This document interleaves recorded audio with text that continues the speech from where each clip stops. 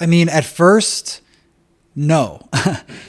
And I think, I'm not ashamed to say that because I think inherently I knew that he was helping people and I knew that chiropractic care could help people.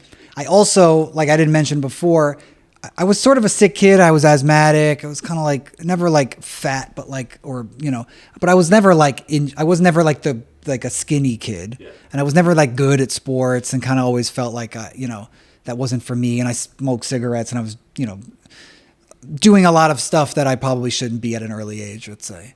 But also like being an asthmatic kid, like hated taking medication. And like, I never really wanted to like, I always sort of felt like my body can kind of figure it out. I don't know where that came from. I really don't know where that came from.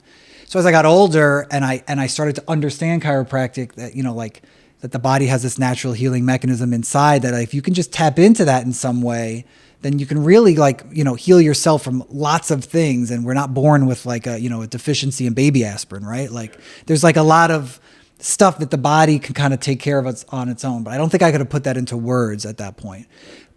And I truly believe like taking that leap of faith and going to chiropractic school illuminated that for me because the 4 years that I was there, I learned like more than you'd ever want to know about like the medical industry and the industrial complex, pharmaceuticals and we can call them, some of them lies that we've been told, right? Or, just this idea that like your body's really, really intuitive and really smart and can really figure stuff out.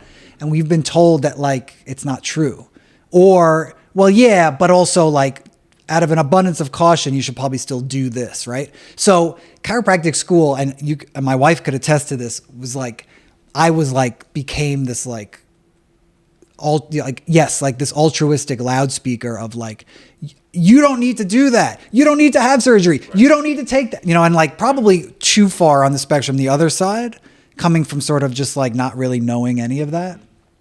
Like just like basically the needle needs to find its sort of middle. And for me, it became that. And, you could ask my cousin who I can like wanted to convince, like who was having a baby, like you should really like, not do X, Y, Z.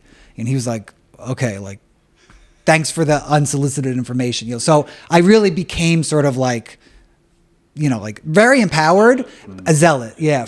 But also like realize I kind of fell into that thing. Yeah. And, years later, like I just like to kind of like to bookend it, like years later, I've learned sort of like how you kind of approach that stuff with people, but also, like I know in my heart that like I can help somebody, facilitate them through something, without it having to be too much like, here's everything you need to know,